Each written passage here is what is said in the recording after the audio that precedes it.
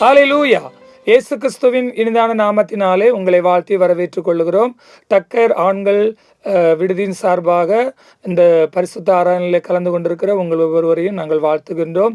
தூரத்திலும் சமீபத்திலும் இருந்து இந்த இணையதளம் வாயிலாக பார்த்து கொண்டிருக்கிற உங்களை கர்த்தர்தாமே அதிகமாக ஆசீர்வதிப்பாராக. யாவரும் தலைகளை தாழ்த்தி ஜெபிப்போம். எங்களை அதிகமாக நேசிக்கிற அன்பின் ஆண்டவரே, நன்றி நிறைந்த இருதயத்தோடு உம்மை துதிக்கிறோம், ஸ்தோத்தரிக்கிறோம் ஆண்டவரே. இந்த பரிசுத்தமான ஓய்வு நாளுக்காக உம்மை துதிக்கிறோம், ஸ்தோத்தரிக்கிறோம் ஆண்டவரே. இந்த நாளிலே ஆண்டவரே ஸ்தோத்திரம் அப்பா, இந்த ஆன்லைன் பிரேயருக்காக உம்மை துதிக்கிறோம், ஸ்தோத்தரிக்கிறோம் ஆண்டவரே. இதிலே பாகம் எடுக்கிறதான டக்கர் பாய்ஸ் ஹாஸ்டல் பிள்ளைகளையும் ஆண்டவரே ஊழியர்களையும் கர்த்தர் அதிகமாக ஆசீர்வதிக்கும்படியாக ஜெபிக்கிறோம். பாடல்கள் கொடுக்கிற பிள்ளைகள், கர்த்தருடைய வார்த்தையை கொடுக்கிற பிள்ளைகள் ஒவ்வொருவர் மீதும் உடைய கிருபை அதிகமாக இருக்கும்படியாக ஜெபிக்கிறோம். இதை ஆண்டவரே ஸ்தோத்திரம் அப்பா, இந்த ஆன்லைன் வழியாக கேட்டுக்கொண்டிருக்கிறதான ஒவ்வொரு பிள்ளைகளையும் கர்த்தர் அதிகமாக ஆசீர்வதியும் ஆண்டவரே. ஆரம்பம் முதல் முடிவு பரியந்தம் உடைய பிரசன்னத்தால் நிரப்பும். இயேசுவின் நாமத்தில் இவைகளை தாழ்மையோடு கேட்கிற நல்ல பிதாவே, ஆமேன். பூமி யாவற்றிலும் இயேசு மேலானவர், மனிதர் தூதர் பேதானும் அவர் முன் வீழுவர். பேரந்த வாக்கு வாதமும் எங்களுக்கில்லையே, இரட்சகர் உயிர் விட்டது எந்தனுக்காகவே. பாவத்தில் மாளும் யாவர்க்கும் உயிரளிப்பாரே, நலனற்ற ஆத்மாவுக்கும் சக்தி கொடுப்பாரே. வேறெந்த வாக்கு வாதமும் எங்களுக்கில்லையே, இரட்சகர் உயிர் விட்டது எந்தனுக்காகவே. ஜெபம் செய்வோம். எங்களை நேசிக்கின்ற நல்ல பிதாவே, இந்த நாளை தந்ததற்கு நன்றி பேசப்பா. இந்த நாளை எங்களுக்கு ஆசீர்வதித்து தாரும். இந்த மீடியாவை பார்க்கிறவர்களையும் ஆசீர்வதியும். வெளிநாட்டு உள்நாட்டு மக்களை ஆசீர்வதியும். ரட்சணை சேனை படைஸ்தலத்தை ஆசீர்வதியும். உத்தியோகர்களை ஆசீர்வதியும். வீரர்களை வீரிகளையும் ஆசீர்வதியும். வாலிப பிள்ளைகளை ஆசீர்வதியும். சிறு குழந்தைகளை ஆசீர்வதியும். ஏழை மக்களுக்காக, நோய்வாய்ப்பட்டவர்களுக்காக ஜெபிக்கிறோம். இந்தியாவை ஆசீர்வதியும். அரசியல் தலைவர்களை ஆசீர்வதியும். 2 விடுதிகளையும் ஆசீர்வதியும். அதில் படிக்கிறவர்களையும் ஆசீர்வதியும். ஸ்கூலை ஆசீர்வதியும். அதில் படிக்கிற மாணவர்களை ஆசீர்வதியும். நாங்கள் பாடங்களை கவனிப்பதற்கு உதவி செய்யும். ரட்சணை சேனையும் தலைவர்களையும் ஆசீர்வதியும். இயேசுவின் மூலம் ஜெபிக்கிறோம் நல்ல பிதாவே. யாவரும் கர்த்தருடைய ஜெபத்தை சொல்வோமாக. பரமண்டலங்களில் இருக்கிற எங்கள் பிதாவே, உம்முடைய நாமம் பரிசுத்தப்படுவதாக. உம்முடைய ராஜ்யம் வருவதாக. உம்முடைய சித்தம் பரமண்டலத்திலே செய்யப்படுவது போல பூமியிலும் செய்யப்படுவதாக. எங்களுக்கு வேண்டிய ஆகாரத்தை இன்று எங்களுக்கு தாரும். எங்கள் கடனாளிகளுக்கு நாங்கள் மன்னிக்கிறது போல எங்கள் கடன்களை எங்களுக்கு மன்னியும். எங்களை சோதனைக்கு உட்பட பண்ணாமல் தீமை நின்று ரட்சித்துக் கொள்ளும். ராஜ்யம் வல்லமை மகிமையும் என்றென்றைக்கு முடியவில்லை. ஆமென். ஹல்லேலூயா. ஹல்லேலூயா. தேவன்தாமே வாசிப்பிற்காக கொடுத்த வேத பகுதி மத்தேயு 5ஆம் அதிகாரம் வசனங்கள் 13 முதல் 16 வரை. Bible reading taken from Matthew chapter 5 verses from 13 to 16. நீங்கள் பூமிக்கு உப்பாய் இருக்கிறீர்கள். உப்பானது சாரமாறு போனால் ஏதினால் சாரமாக்கப்படும். வெளியே கொட்டப்படுவதற்கும் மனுஷரால் மிதிக்கப்படுவதற்குமே ஒளி வேறொன்றுக்கும் உதவாது. You are the salt of the earth. But if the salt loses its saltiness, how can it be made salty again? It is no longer good for anything except to be thrown out and trampled by men. நீங்கள் உலகத்துக்கு வெளிச்சமாய் இருக்கிறீர்கள். மலை மேல் இருக்கிற பட்டணம் மறைந்திருக்க மாட்டாது. You are the light of the world. A city on a hill cannot be hidden. விளக்கை கொளுத்தி மரக்காலால் மூடி வைக்காமல் விளக்கு தண்டின் மேல் வைப்பார்கள். அப்பொழுது அது வீட்டில் உள்ள யாவருக்கும் வெளிச்சம் கொடுக்கும். Neither do people light a lamp and put it under a bowl. Instead they put it on its stand and it gives light to everyone in the house. இவ்விதமாய் மனுஷர்கள் உங்கள் நற்கிரிகைகளை கண்டு பரலோகத்தில் இருக்கிற உங்கள் பிதாவை மகிமைப்படுத்தும்படி உங்கள் வெளிச்சம் அவர்கள் முன்பாக பிரகாசிக்கடுவது. In the same way, let your light shine before men, that they may see your good deeds and praise your Father in heaven. May God bless through the Bible portion. ஆமே. Amen.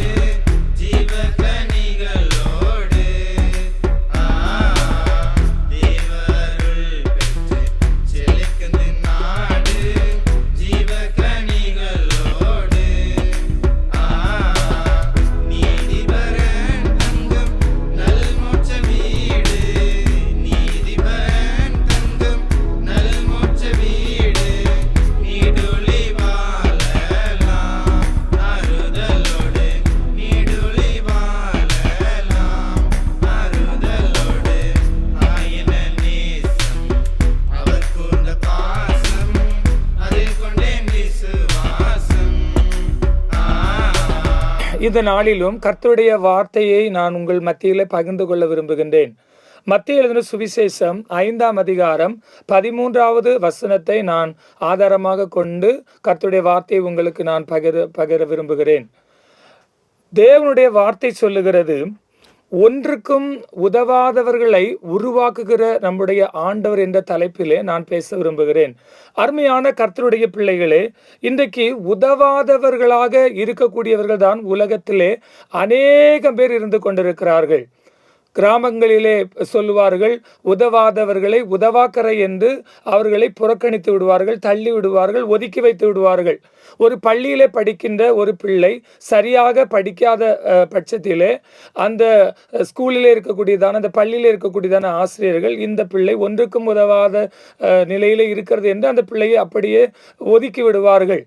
ஒரு வீட்டிலே சரியாக எல்லா நிலைகளிலும் சரியாக நடந்து கொள்ளாத பிள்ளையை அந்த பிள்ளை ஒருவேளை படிப்பு காரியமாக இருந்தாலும் சரிதான், வேலை காரியமாக இருந்தாலும் சரிதான், குடும்ப காரியமாக இருந்தாலும் சரிதான், எந்த காரியத்திலும் அந்த பிள்ளை சரியில்லாத பட்சத்தில் இருக்கும்போது அந்த பிள்ளையை உதவாக்கரை என்று சொல்லி ஒதுக்கி விடுவார்கள். இன்றைக்கும் உலகத்தை நாம் திருப்பி பார்க்கும் பொழுது அநேக பிள்ளைகள் வாலிபர்களாக இருந்தாலும் சரிதான், குடும்பத்தை நடத்தக்கூடிய முதிர் வயது உள்ளவர்களாக இருந்தாலும் சரிதான், தகப்பனாராக இருக்கக்கூடியவர்களோ தாயாக இருக்கக்கூடியவர்களோ, இன்றைக்கு நாம் சிந்தித்து பார்க்க வேண்டிய ஒரு கட்டாய நிலை என்னவென்றால், நாம் எல்லா நிலைகளிலும் உதவக்கூடியவர்களாக நாம் இருக்கின்றோமா, இல்ல உதவாக்கரையான அந்த நிலையிலே இருக்கிறோமா என்பதை நாம் சிந்தித்து பார்க்க வேண்டும். அருமையான கர்த்தருடைய பிள்ளைகளே, யார் உதவாக்கரை என்று அந்த நிலையிலே பெயர் பெறுகிறார்கள் என்று சொன்னால், சரியாக படிக்காதவர்கள், சரியாக வேலைக்கு போகாதவர்கள், திருடுகிறவர்கள், ஏமாற்றுகிறவர்கள், இப்படிப்பட்டவர்களை யாருமே விரும்புவதில்லை.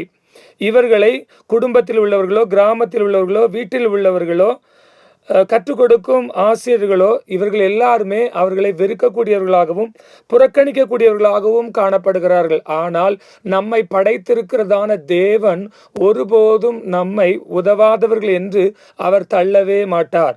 அதை தான் நாம் இங்கே பார்க்கின்றோம். ஒன்றுக்கும் உதவாதவர்களை அவர் உருவாக்குகிறவர் என்பதாக. எரேமியா 18வது அதிகாரம் 4வது வசனத்திலே, குயவன் வணைந்து கொண்டிருந்த மண்பாண்டம் அவன் கையிலே கெட்டு போயிற்று, அப்பொழுது அதை திருத்தமாய் செய்யும்படிக்கு தன் பார்வைக்கு சரியாய் கண்டபடி குயவன் அதை திரும்ப வேறே பாண்டமாக வணைந்தான் என்று எரேமியா தன்னுடைய தீர்க்கதரிசன புஸ்தகத்திலே எழுதியிருக்கின்றார். இந்த உதவாக்கரைகள் கெட்டு போன நிலைக்கு ஒருவேளை போய்கொண்டிருக்கலாம் அல்லது தள்ளப்பட்டிருக்கலாம். உப்பானது எப்படி ஒரு பொருளை கெடாமல் பாதுகாத்து அதற்கு சுவை கொடுக்கிறது போல தேவன் நம்மை அப்படியே உருவாக்குகிறவர், சுவையான வாழ்க்கையை கொடுக்க செய்கிறவர். வேதத்திலிருந்து ஒரு நபரை நான் உங்களுக்கு சொல்ல விரும்புகின்றேன். பிலோமன் அந்த புத்தகத்தை நாம் பார்க்கின்ற பொழுது ஒரு அதிகாரம் உடையதாக இருக்கின்றது. அதிலே பவுல் அப்போஸ்தலன் ஒனேசிமை குறித்து அங்கே எழுதுகிறார். இந்த ஒனேசிமை குறித்து அவர் எழுதும் பொழுது முன்னே அந்த 11வது வசனத்திலே நாம் அதை பார்க்க முடியும். முன்னே அவன் பிரயோஜனம் இல்லாதவனாக இருந்தான், இப்பொழுதோ அவன் பிரயோஜனம் உள்ளவனாக இருக்கிறான் என்று சொல்லி அந்த கர்த்தருடைய வார்த்தையை நாம் அங்கே பார்க்கின்றோம். முன்னே அவன் உமக்கு பிரயோஜனம் இல்லாதவன், இப்பொழுது உமக்கும் எனக்கும் பிரயோஜனம் உள்ளவன் என்று சொல்லுகிற அந்த வார்த்தையை நாம் சிந்தித்து பார்க்க வேண்டும். இந்த வார்த்தை யாரை பற்றி சொல்லப்பட்டிருக்கிறது என்று சொன்னால், பவுல் அப்போஸ்தலன் கொலோசே பட்டணத்திலே தன்னுடைய ஊழியத்தை செய்து கொண்டிருக்கும் பொழுது அங்கே பிலோமன் என்று சொல்லக்கூடிய ஒரு விசுவாசி இருந்தான். அவனுக்கு ஒரு அடிமை காணப்பட்டான். அடிமை என்று சொல்லும் பொழுது ஒரு விலை கொடுத்து வாங்கக்கூடிய ஒரு மனிதன், அவன் ஒருவேளை விற்கப்பட்டவனாக இருக்கலாம். ஆனால் இந்த ஒனேசிமு இந்த பிலோமோனுக்கு ஒரு அடிமையாகவே அவன் காணப்பட்டான். இந்த அடிமை இந்த பிலோமன் வீட்டிலே வேலை செய்து கொண்டிருக்கும் பொழுது ஒருவேளை அந்த அடிமையாக இருக்கக்கூடியவன் எல்லா தவறுகளை ஒருவேளை செய்தவனாக இருக்கலாம், ஒருவேளை திருடக்கூடியவனாக இருக்கலாம். இந்த பிலோமன் வீட்டிலே அவன் நடந்து கொண்ட காரியம் பிலோமனுக்கு பிடிக்காத பட்சத்திலே அங்கிருந்து அவன் ஓடி போகின்ற ஒரு நிலையிலே காணப்படுகிறான். அப்படிப்பட்டவனை தான் இந்த பவுல் அப்போஸ்தலன் தன்னுடைய ஊழியத்திலே அவனை சந்தித்து அவனுக்கு கர்த்தருடைய காரியத்தை குறித்து சொல்லி அவனை தேவனுக்குள்ளாக தேவ வசனத்திற்குள்ளாக அந்த ஒனேசிமுவை இந்த பவுல் அப்போஸ்தலன் கொண்டு வருவது மாத்திரமல்ல, அப்படிப்பட்ட அந்த சகோதரனுக்காக, அந்த ஒனேசிமுக்காக, அந்த அடிமையாய் இருந்தவனுக்காக இந்த பிலோமனிடத்திலே மறுபடியுமாக அவன் மன்றாடுகிறான். எப்படி என்று சொன்னால் 15வது வசனத்திலே இருந்து நாம் வாசிக்கும் பொழுது, அவன் என்றென்றைக்கும் உம்முடையவனாய் இருக்கும்படிக்கும் இனிமேல் அவன் அடிமையானவன் அல்ல,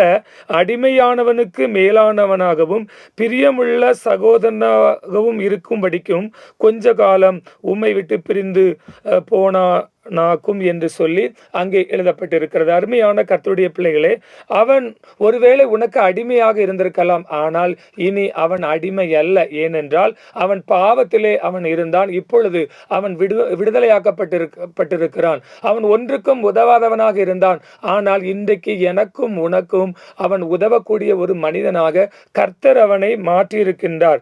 ஆகவே அவனுக்காக நான் செய்கின்ற ஒரு காரியம் 17வது வசனத்திலே இருக்கிறது. ஆதலால் நீர் என்னை உம்மோடே ஐக்கியமானவன் என்று எண்ணினால் என்னை ஏற்றுக்கொள்வது போல அவனையும் ஏற்றுக்கொள்ளும். அவன் உமக்கு யாதொரு அநியாயம் செய்ததும் உம்மிடத்தில் கடன்பட்டதும் உண்டானால் அதை என் கணக்கிலே வைத்துக் கொள்ளும். பவுலாகிய நான் இதை என் சொந்த கையாலே எழுதினேன், நான் அதை செலுத்தி தீர்ப்பேன்.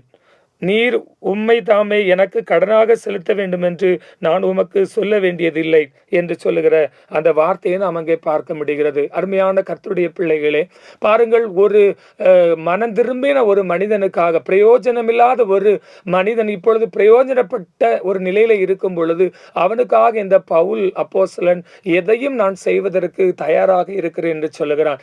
இன்றைக்கு நம்மோடு கூட இருப்பவர்களை நாம் எண்ணி பார்ப்போம், நம்முடைய குடும்பத்தில் இருக்கிறவர்களை நாம் எண்ணி பார்ப்போம், நம்முடைய கிராமத்தில் இருக்கிறவர்களை நாம் எண்ணி பார்ப்போம். எத்தனை மக்கள் உதவாதவர்களாய் போய் கொண்டிருக்கிறார்கள், உதவாக்கரைகளாக போய் கொண்டிருக்கிறார்கள். அப்படிப்பட்டவர்களை நாம் கிறிஸ்துவண்டை கொண்டு வருவதற்கு தேவன் உங்களையும் என்னையும் வைத்திருக்கிறார் என்பதை நாம் எண்ணி பார்ப்போம். இயேசு கிறிஸ்துவானவர் பாருங்கள், நமக்காக எத்தனையோ காரியங்களை செலுத்தி இந்த உலகத்திலே நமக்காக அவர் இரத்தம் சிந்தி இருக்கின்றார். அந்த இரத்தத்தின் நிமித்தமாக அநேகர் இன்றைக்கு குணப்பட்டு கொண்டிருக்கிறார்கள். நம்மோடு இருப்பவர்களை நாம் குணப்படுத்த வேண்டியது அவசியமாக இருக்கிறது. உருவாகாமல் இருக்கிறவர்களை உருவாக்கக்கூடியது நம்முடைய கடமையாக இருக்கிறது. ஆகவே இந்த கர்த்தருடைய வார்த்தையை கேட்டுக்கொண்டிருக்கிற அருமையான ஜனங்களே, ஒருவேளை உங்களுடைய குடும்பங்களிலோ உங்களுடைய படைசலங்களிலோ உங்க சபையை சார்ந்தவர்களை யாராவது இப்படிப்பட்ட நிலைகளில் இருப்பார்கள் என்றால் அவர்களுக்கு நான் கிறிஸ்துவனுடைய காரியத்தை சொல்லி கிறிஸ்துவண்டை நாம் கொண்டு வருவோம். உதவாத நிலையில் இருப்பவர்களை கிறிஸ்துவுக்காக நாம் உருவாக்குவர்களாய் மாற்றுவோம். தேவன் தாமே நாம் ஒவ்வொருவரையும் அதிகமாக ஆசீர்வதிப்பாராக. ஆமென்.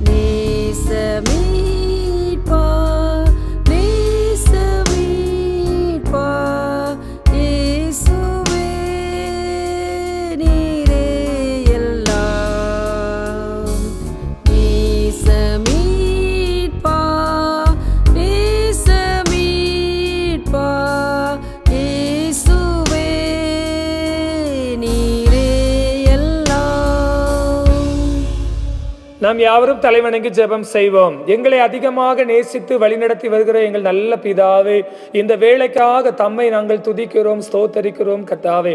இந்த இணையதளம் வாயிலாக கர்த்தருடைய வார்த்தையை கேட்டுக்கொண்டிருக்கிற ஒவ்வொரு ஜனங்களையும் கர்த்தர் ஆசீர்வதிக்கும்படியா ஜெபிக்கிறோம் ஐயா.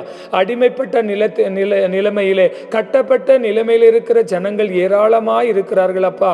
ஆண்டவரே, பவுல் அப்போஸ்தலன் மூலமாக ஒனேசிமு என்று சொல்லக்கூடிய அந்த வாலிபனை ஆண்டவரை நீ சந்தித்தபடினால் உமக்கு நன்றி ஆண்டவரே.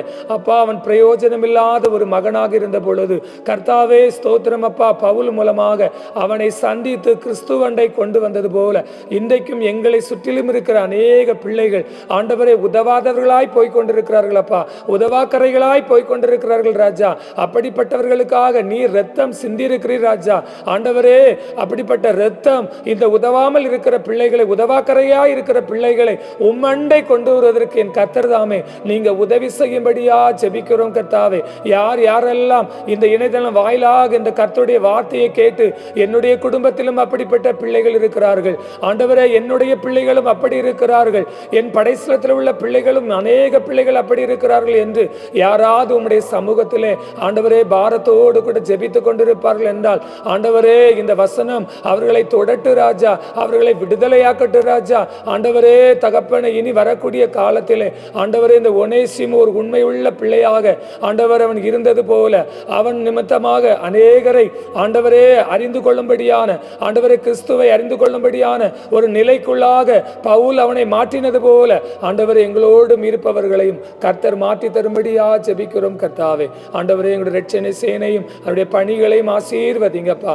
ஆண்டவரே, இரட்சணை சேனை வீரர்களையும் வீரிகளையும் வாலிப பிள்ளைகளையும் கர்த்தர் அதிகமாக நீர் ஆசீர்வதிக்கும்படியா ஜெபிக்கிறோம் அப்பா. ஆண்டவரே, அநேக ஆண்டவரே நிகழ்வுகள் இருக்கிறது ராஜா, அந்த நிகழ்வுகள் எல்லாம் கர்த்தர் ஆசீர்வதிக்கும்படியா ஜெபிக்கிறோம் கர்த்தாவே. எங்கள் ஒவ்வொருவரையும் உம்முடைய கரத்திலே நாங்கள் தாழ்த்தி ஒப்பு கொடுக்கிறோம். எங்கள் பிள்ளைகள் எடுத்துக்கொண்ட அனைத்து பாகங்களை நீர் ஆசீர்வதித்ததற்காக உமக்கு நன்றி ஆண்டவரே. தொடர்ந்து அவர்கள் நிமித்தமாக உம்முடைய நாமம் இன்னும் அதிகமாக வரும் நாட்களிலே மகிமைப்பட வேண்டும் என்று நாங்கள் ஜெபிக்கிறோம். எங்கள் ஒவ்வொருவரையும் ஆசீர்வதியும் இயேசுவின் நாமத்தில் வேண்டிக் கொள்கிறோம் எங்கள் ஜீவன் உள்ள நல்ல பிதாவே. நம்முடைய ஆண்டவராகிய இயேசு கிறிஸ்துவின் கிருபையும் பிதாவாகிய கடவுளுடைய அன்பும் பரிசுத்த ஆவியினுடைய ஐக்கியமும் சிநேகமும் இப்போதும் எப்போதும் சதா காலமும் நம் அனைவரோடும் இன்றும் என்றும் தங்கியிருப்பாராக. ஆமென்.